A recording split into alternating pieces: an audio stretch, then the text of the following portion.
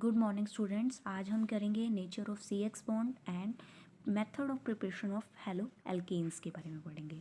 ठीक है, तो nature of C X bond तो आपको पता है सी एक्स, सी मतलब अल्काइल ग्रुप हो गया, एक्स मतलब हेलोजन होता है। आपको पता है कि हेलोजन एटम जो होता है वो मोर इलेक्ट्रोनेगेटिव होता है देन कार्बन की कंपैरिजन। तो ठीक है, कार्बन और हेलोजन बॉन्ड है, यानी कि अल्काइल हैलाइड का बॉन्ड हो गया। अब आपको पता है जो हेलोजन एटम होगा, जो कार्बन होगा वो बियर करेगा पार्शियल पॉजिटिव चार्ज, और हेलोजन एटम क्या होगा, वो क्या बियर करके करेगा, क्या लेगा, तो इलेक्ट्रो नेगेटिव चार्ज। अगर हम डाउन द ग्रुप जाते हैं, आपने पढ़ा भी होगा as we move down the group, size of halogen का जो साइज़ है, जैसे फ्लोरीन, क्लोरीन, ब्रोमीन, आयोडीन, वो साइज़ क्या हो जाता है, इंक्रीज़ कर जाता है। फ्लोरीन आपको पता है, जैसे fluorine, chlorine, bromine, iodine. Fluorine जो है वो आपका क्या है, स्मॉलेस्ट है एज़ कंपेयर टू नेक्स्ट में। ठीक है, और कार्बन हेलोजन इनकी जो बॉन्ड लेंथ होती है, टिपिकली अगर हम बात करें बॉन्ड इंथैल्पीज, बॉन्ड मूवमेंट की बात करें, ये भी एक्सप्लेन करेंगे। ठीक है, तो nature of C X bond पहले हम पढ़ेंगे। Halogen atom are more electronegative than carbon की। ठीक है, देयरफॉर आपको पता है हेलोजन एटम क्या है, कंपेयर करेंगे कि इलेक्ट्रोनेगेटिव है देन कार्बन में। तो कार्बन हेलोजन बॉन्ड, कार्बन और हेलोजन का बॉन्ड है, यानी कि अल्काइल हैलाइड का बॉन्ड है, इस प्लोराइज्ड। कार्बन एटम के पास क्या होता है, पॉजिटिव चार्ज होता है, पार्शियल पॉजिटिव चार्ज, और वेयर एज हेलोजन के पास यहाँ पे नेगेटिव चार्ज आएगा। वही कह रहा है, अगर हम डाउन द ग्रुप जाते हैं, पीरियोडिक टेबल में जाते हैं, आपको पता है साइज इंक्रीज कर रहा है। ठीक है, size of halogen atom increase, fluoride atom is the smallest. देखो फ्लोरीन है, अगर वो साइज इंक्रीज कर रहा है तो बढ़ता जा रहा है, मतलब फर्स्ट नंबर क्या होगा, ऑब्वियस बात है छोटा होगा। Fluorine atom is smallest then iodine atom is largest. Consequently अगर हम कार्बन हाइड्रोजन बॉन्ड लेंथ देखें, इनकी बॉन्ड लेंथ की बात करें, कार्बन फ्लोरीन की, कार्बन आयोडीन की, तो टिपिकली बॉन्ड लेंथ्स देखें तो वो भी बॉन्ड इंथैल्पी, डाइपोल मोमेंट जो है आपकी टेबल इसमें दी हुई है। Alkyl halide are best prepared, इसको हम अल्काइल हैलाइड को best prepared from alcohol, alcohol से ज़्यादा ईजिली बेस्ट मेथड है, विच आर ईजिली असेसिबल है ये। ठीक है, तो अब हम उसके टेबल पढ़ रहे हैं। तो देखो अब इसमें क्या है, carbon halogen C X bond length, bond enthalpy और डाइपोल मोमेंट। बॉन्ड लेंथ देखो डाउन तक, ये भी साइज छोटा है तो ये देखो इतनी है। ठीक है, बॉन्ड लेंथ की देखो इंक्रीज होती जा रही है, डाउन द ग्रुप जो होगी आपकी बॉन्ड लेंथ क्या होगी, इंक्रीज कर जाएगी। ठीक है, और बॉन्ड इंथैल्पी, बॉन्ड की इंथैल्पीज इनकी, मतलब इनको ये देखो ये डिक्रीज कर रही है, और डायपोल मोमेंट आपको निकाल सकते हो। और मेथड ऑफ प्रिपरेशन, अब मेथड ऑफ प्रिपरेशन हम अल्कोहल से भी कर सकते हैं। देखो अल्कोहल से कैसे कर सकते हैं हम, अल्कोहल से आपको क्या बनाना है, सी एक्स या फिर अल्काइल हैलाइड आर एक्स। ठीक है, ये बनाना है। तो अल्कोहल, अल्कोहल मतलब आर ओ एच ग्रुप, वही आर ओ एच ग्रुप होगी। जब हम अल्कोहल की रिएक्शन कराते हैं एच सी एल के साथ विद कैटलिस्ट जो है ये ZnCl2 लेते हैं, तो ये क्या करेगा, आपका जो होगा यहाँ से H और इसका OH बाहर निकल जाएगा। ठीक है, तो HOH बाहर निकल गया तो क्या बना जाएगा, वाटर और RCl, तो RX का बॉन्ड बन गया। RX क्लोरीन आपके पास क्या है, X ही है, सेम। अब आपने, अगर आप, ये है कैटलिस्ट आपका जिंक, जिंक क्लोराइड डाला मैंने, अगर मैं ROH में NaBr और सल्फ्यूरिक एसिड डाल दूँ तो क्या होगा, फिर वही आपको क्या है, आपका ये वाला निकल जाएगा NaH, वही आपको क्या करोगे, R है, R की ये Br इसके साथ अटैच्ड हो जाएगा, NaOH SO4। ठीक है, वाटर आपका पहले निकल जाएगा, वाटर निकलने के बाद सेम इसके बाद है ROH, PX3 है, X इसके साथ अटैच्ड हो जाएगा, H3PO3 निकल जाएगा।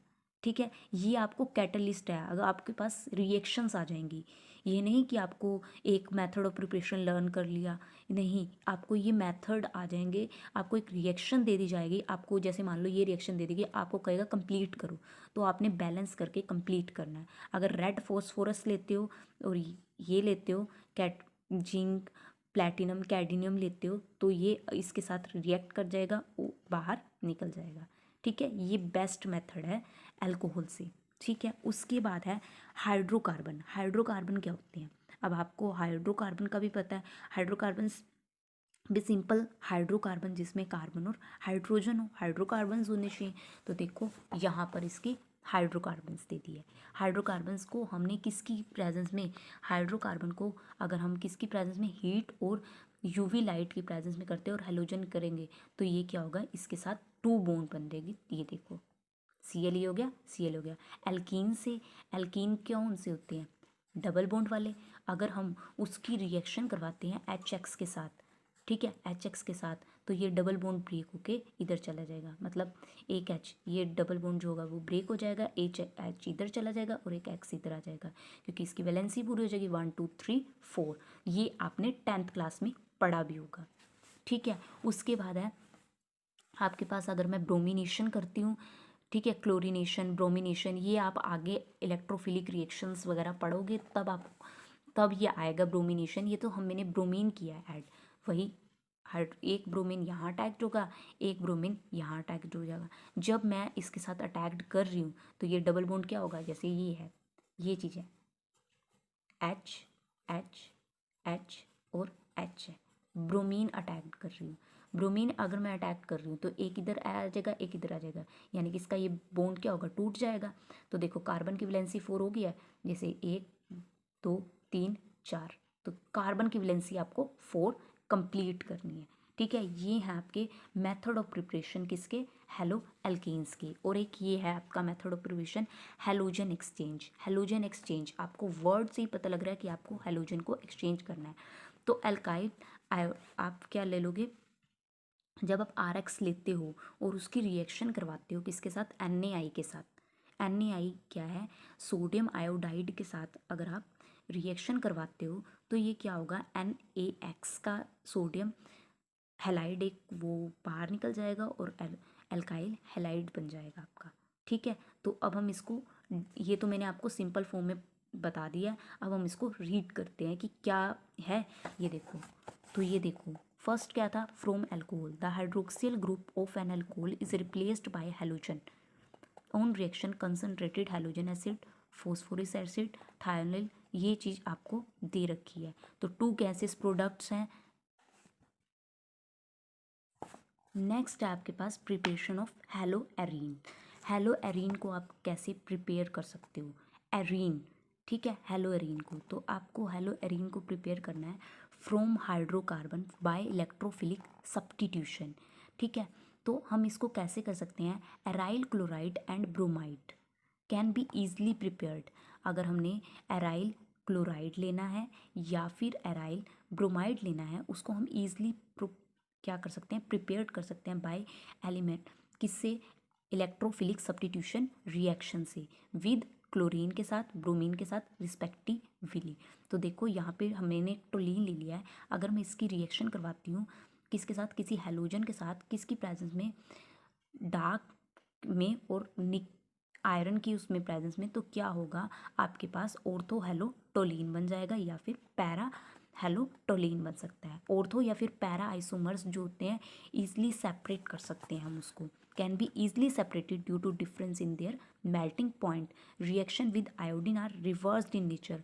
अगर हम रिएक्शन आयोडीन के साथ करते हैं तो रिवर्सिबल नेचर की हो जाती है और रिक्वायर करती है ऑक्सीडाइजिंग एजेंट ये वाला, ठीक है।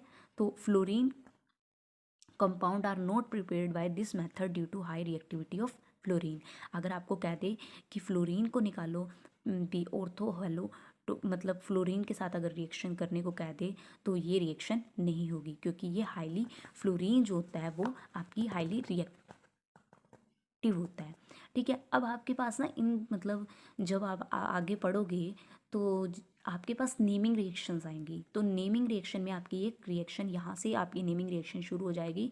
अब आपको ये नहीं कहेंगे कि आप हेलोरीन बनाओ या कुछ बनाओ, मेथड तो हैं, बट आपको कह देंगे कि सैंडमेयर रिएक्शन करके दिखाओ। तो सैंडमेयर रिएक्शन क्या होती है, जब आपकी प्राइमरी एरोमेटिक एमाइन जो होगा उसकी रिएक्शन यहाँ पर when a primary aromatic amine dissolved a suspended in aqueous mineral acid is treated with, अगर हम प्राइमरी एरोमेटिक अमाइन, ये प्राइमरी एरोमेटिक अमाइन देखो, ये एरोमेटिक है, एरोमेटिक अमाइन हो गया, NH2 इसके साथ अटैच्ड है, आपको अमाइन पता है NH2 ग्रुप होता है।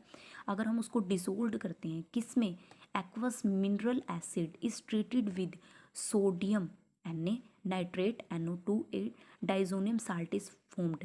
यहाँ पर आपको डाइजोनियम साल्ट प्रिपेयर्ड मिल जाएगा। अब ये मैम डाइजोनियम साल्ट क्या होता है बेटा, डाइजोनियम साल्ट जो होता है Na2X नेगेटिव है, इसकी जो प्रिपरेशन होगी ना Na2X है, ये अभी फ़िलहाल के लिए आप लर्न कर लो कि डाइजोनियम साल्ट आपका प्रिपेयर हो रहा है, ये कंपाउंड फॉर्म्ड हो रहा है। बट इसकी जो हम क्या है, इसका जो मेथड है वो हम चैप्टर नंबर 13 में पढ़ेंगे। ठीक है, तो डाइजोनियम साल्ट जो है, mixing the solution of freezing prepare diazonium salt with cuprous acid. यही अगर हमें ये वाला जो कंपाउंड आपको मिला है, अगर मैं इसको क्यूप्रिक एसिड के साथ, क्यूप्रेस एसिड के साथ, ये जो है आपको ये क्यूप्रेस एसिड के साथ ये Cu2, ये जो कंपाउंड आपका बना है Na2X नेगेटिव, Na2X नेगेटिव जो बना है, इसको मैं क्यूप्रेस ऑक्साइड के साथ, क्यूप्रेस क्लोराइड है यहाँ पे, कुछ भी क्यूप्रेस क्लोराइड ले लो, फ्लोराइड, ब्रोमाइड, फ्लोराइड तो लेना ही नहीं, वो तो रिएक्टिव होता है, क्लोराइड या फिर क्यूप्रेस ब्रोमाइड ले लो, तो इसमें क्या होगा कि आपके पास result in replacement of diazonium salt, यहाँ पे डाइजोनियम साल्ट जो होगा वो ख़त्म हो जाएगा, डिस्प्लेस हो जाएगा, यहाँ से इसकी N2 निकल जाएगी, बाहर गैस निकल जाएगी, और यहाँ पर इसका X क्या हो जाएगा, कुछ भी आप एल्काइल X रह जाएगा, तो एराइल हैलाइड बन जाएगा। आपको बनाना क्या था, एराइल हैलाइड ही बनाना था। तो कैसे करोगे, अगर आप पहले तो क्या लोगे, प्राइमरी एरोमेटिक एमाइल लेना है, उसको किसके साथ रिएक्ट करवाना है, मतलब किसके अंदर डिसोल्व करना है, सोडियम नाइट्रेट के अंदर। ठीक है, ये कैटालिस्ट लेके तो आपके पास डाइजोनियम साल्ट होगा। डाइजोनियम साल्ट को आपको किसकी प्रेजेंस में डाइजोनियम साल्ट को रिएक्ट करवाना है, क्यूप्रेस क्लोराइड के साथ या फिर ब्रोमाइड के साथ, फिर क्या आपके पास एराइल हैलाइड बन जाएगा। ठीक है।